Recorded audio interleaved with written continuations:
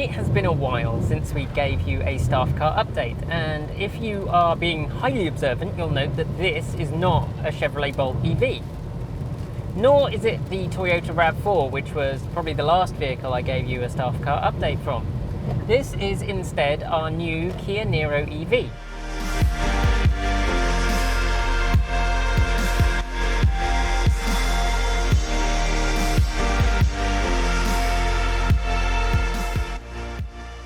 And when I say new, we've had it 5,207 miles. Well, I think it had 13 on the clock when we got it.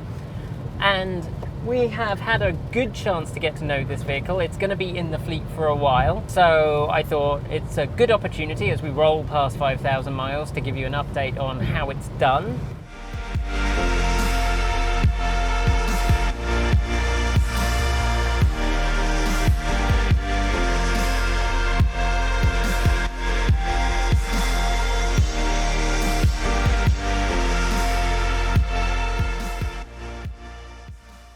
Because this was a vehicle that was the subject of so much hype when it came out. There were countless reports about how this vehicle was going to completely change the way that EVs are seen.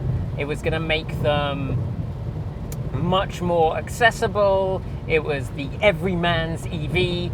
The thing that everyone said that the Tesla would be, and it sort of is and sort of isn't. And the Kia Niro was going to sort of do something similar to that. It was going to bring the electric vehicle into the really mainstream market at a price point that's a little bit higher than maybe you would ideally like, but was certainly not bad.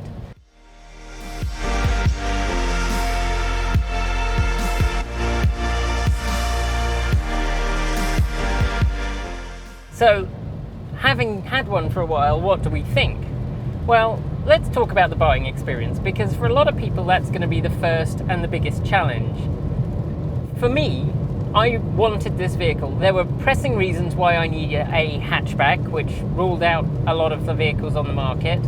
There were pressing price concerns, and there were limitations because I live in Washington, which is not a zero-emission mandate state, so that means that electric vehicles are sold here subject to manufacturers' whims. Because of that, the range of vehicles that's actually available here is pretty small.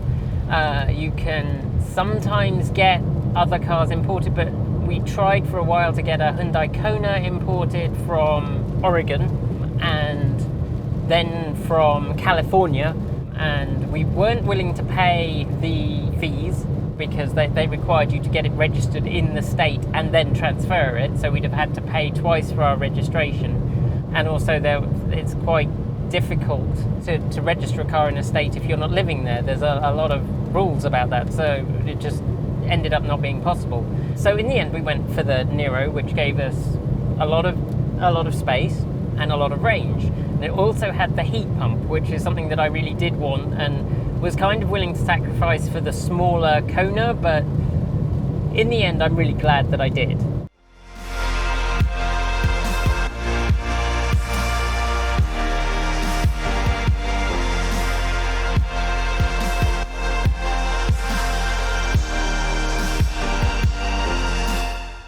Getting it was a bit of an odyssey.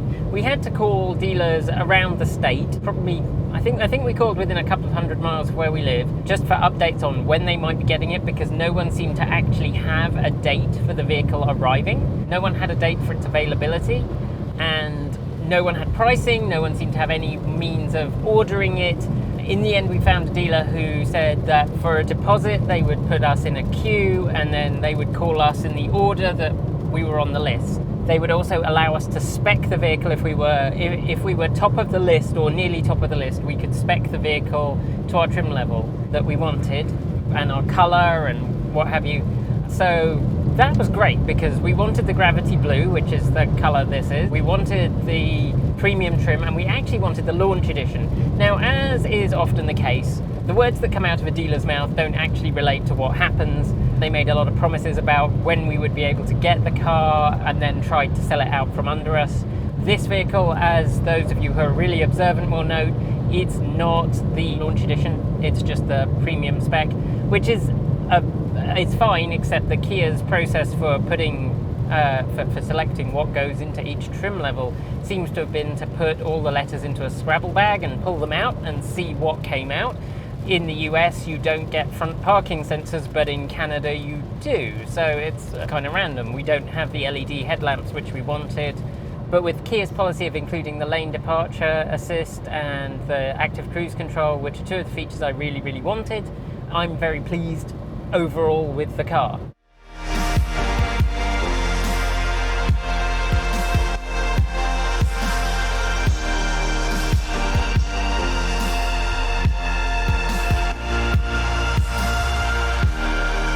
The other reason I wanted it was the heat pump, which I have to say works really well. We have been averaging a range of over 200 miles, even though the temperature has been hanging around freezing for the last few weeks.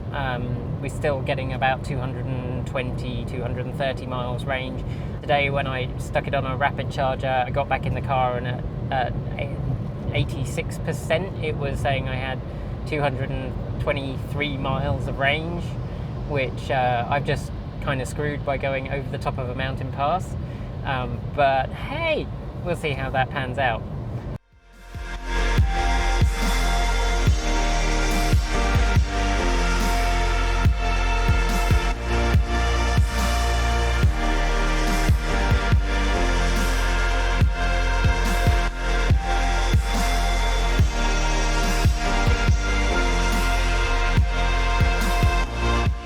But what has the ownership experience been like?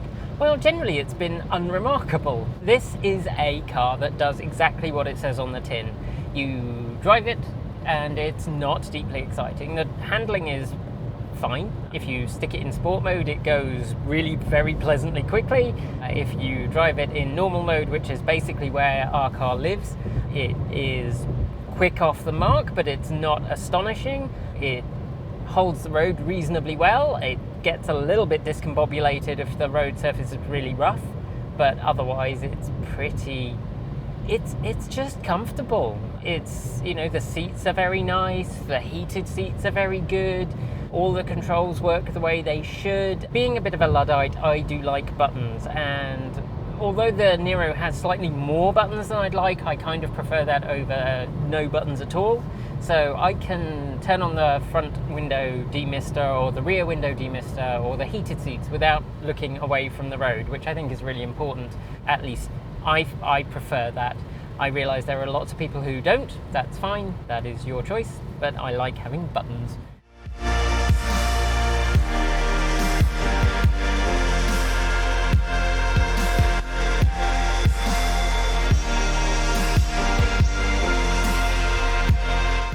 The rest of the interior, at the front at least, feels very well put together. Obviously at 5,000 miles there aren't any rattles or squeaks, and you wouldn't really expect any. I mean, it has nice soft touch materials, at least on the surfaces that you are likely to touch, although as you get further away from surfaces you're likely to touch, then it definitely becomes much cheaper hard plastic.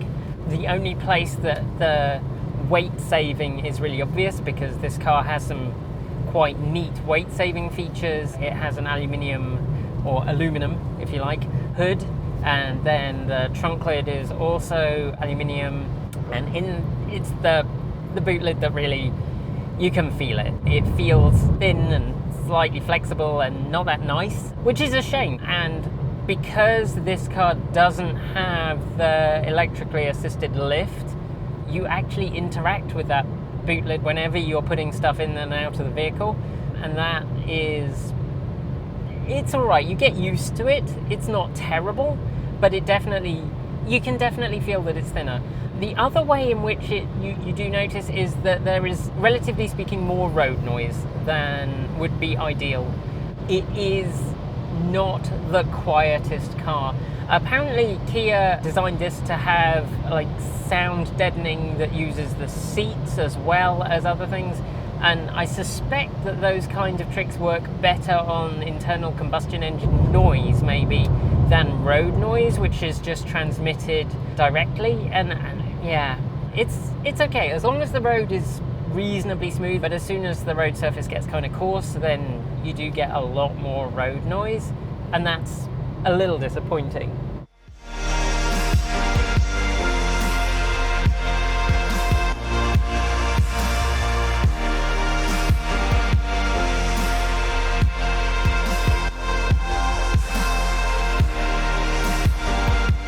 So a little bit more about that driver assistance package. So it has blind spot detection, it has cross traffic alerts, which is part of the premium trim, I think, and then also it has lane departure assistance and active cruise control. And a lot of those are included as part of the base trim, which I think is a really good positive development. It is very broadly a competent package. It does keep you well in your lane. Sometimes I want to be a little bit further towards the right, but that's probably because I learned to drive in a right-hand drive vehicle, and so my road positioning is probably a little bit further to the right than many people who've just driven left-hand drive vehicles. So sometimes me and the car argue a little bit about that.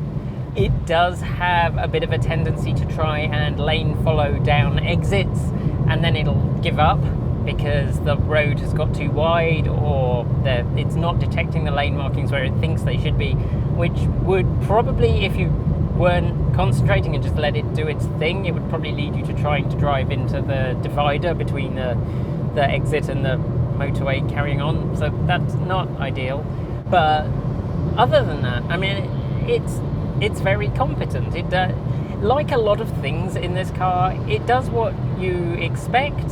It doesn't really do any more, but it's very pleasant, and it takes a lot of the load out of driving. I don't have to concentrate so much on making sure the car's centered in the lane, because those small corrections get done for me.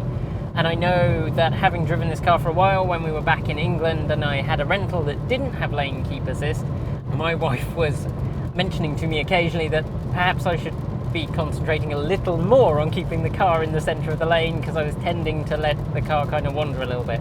Not actually out of the lane, but definitely I had to put in more work, and I kind of got used to not doing that. So that is an interesting effect, but it's very pleasant. I've done 134 miles now today, and frankly it feels like I've done 20.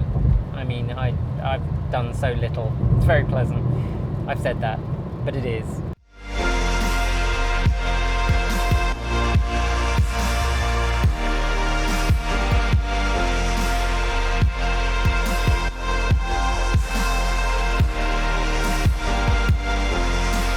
Like a lot of vehicles today, it has Android Auto and it has Apple CarPlay, and when that works, it works really well.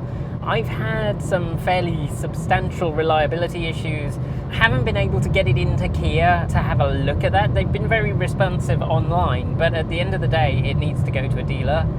Initially, the suggestion was that maybe the cable wasn't working, but I've tried 3 cables, and what happens is that Android Auto will disconnect, and reconnecting the phone will reconnect it usually, but sometimes I will have days go by where it just won't connect and all you get is a blank screen, and it'll work for a little bit and then it will disconnect, and that has been kind of frustrating because the rest of it works pretty well.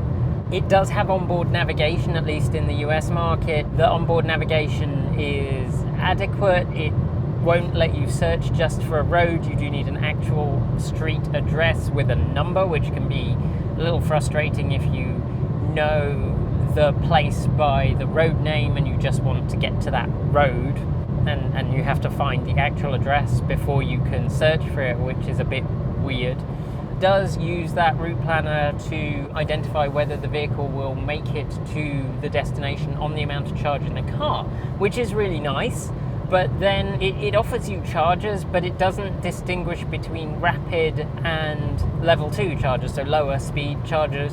So it doesn't distinguish between the chargers that will take you an hour to fill it and the chargers that will take you several hours to fill it.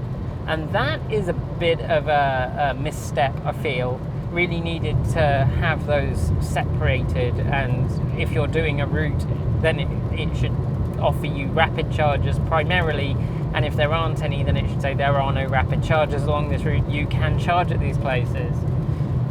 but it's going to take you hours.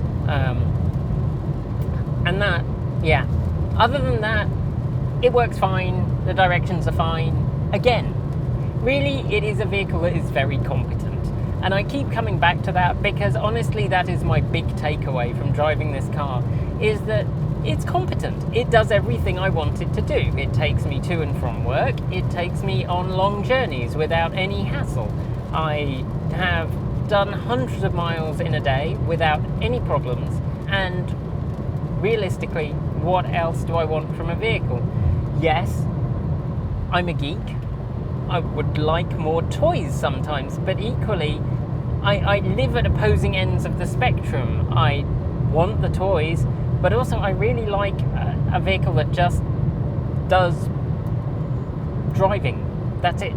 That you just drive. So the Kia, I think, really fits that bill very well. We've just put on our winter tyres. It does come with mud and snow rated tyres, at least here. It comes with the Michelin Primacies. I'm not fond or hate them. They do what they're meant to do. But last year we weirdly and randomly had a couple of feet of snow, which is pretty much unheard of. But if that's going to happen again, I would like to be prepared. So we have the Nokian Hakkapeliitta R3s, and they have been excellent. Not quite so good in the rain as the Primacies, but much better when it's got very cold and icy. So we'll see how they wear. We'll give you an update on them. To be honest, we have them on the Bolts in the fleet as well as our Niro. So the only vehicle that we have that doesn't have them on is our BMW i3, and that has the Nokian Hakkapeliittas R2s coming. So we have a bit of a brand thing going on there. We're not sponsored by Nokian, by the way, we just like them.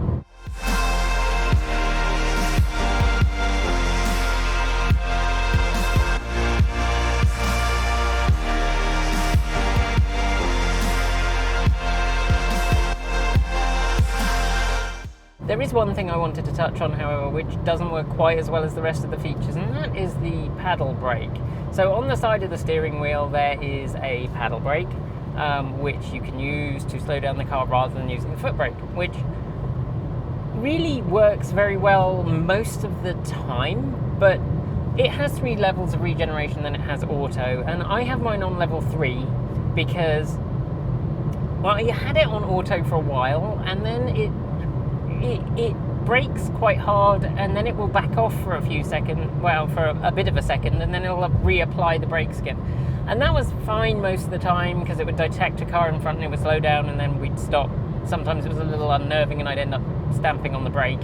Maybe not stamping, but certainly going for the brake. And then there were a few occasions when it just didn't. Like, it would slow down, and then the brakes would not, there would be no braking at all, and I would roll forwards. So that would mean I would roll through a stop line, or I would roll up to a junction, then find I was nearly out in the road coming the other way. And yeah, so I ended up putting it on level 3, which is the maximum braking that it does, and that still does that, but not as much. So you'll brake, and then it'll release a bit, and you'll roll forward, and then you'll brake again. And I don't quite know why it does that.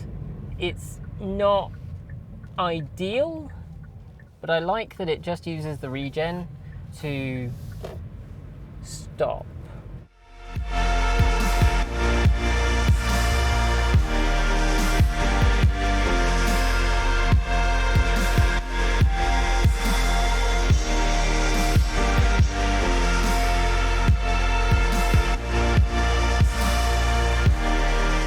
So if the Kia Niro EV is such a great vehicle, then why do I not recommend everyone goes out and buys one right now?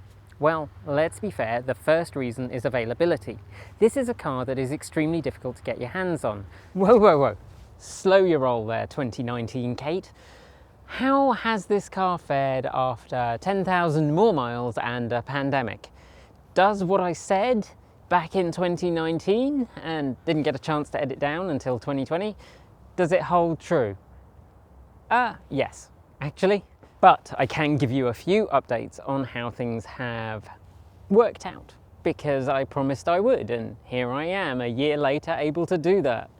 So the 12-volt accessory batteries, that wasn't in the video. It came up after the video, and a couple of people on Twitter have asked how it panned out.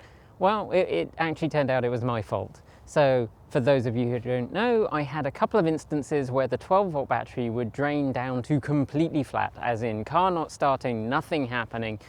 What was going on? Well, I initially thought it was my hitch adapter, which is what I blamed it on originally. It turned out that wasn't the case. It was instead actually the OVMS. So I have an open vehicle monitoring system installed on the car. It had nightly updates set because I was trying to use a part of the software which isn't available in the stable build, and unfortunately some bugs in that meant it was draining the battery. Nothing to do with the car, entirely my fault. What about Android Auto? That was one of my big whiny moments. Well, Android Auto is still the same. It's not a problem I have in any other vehicle, but in the Kia Niro, it does seem to be that the cable that you use is really important. So I can have a cable that's great for 2 months, spotty for a month, and then stops working.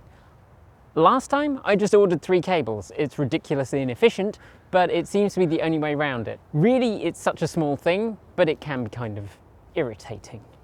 And that's the kind of scale of problem that I have with the Niro. Really, really tiny, but kind of irritating.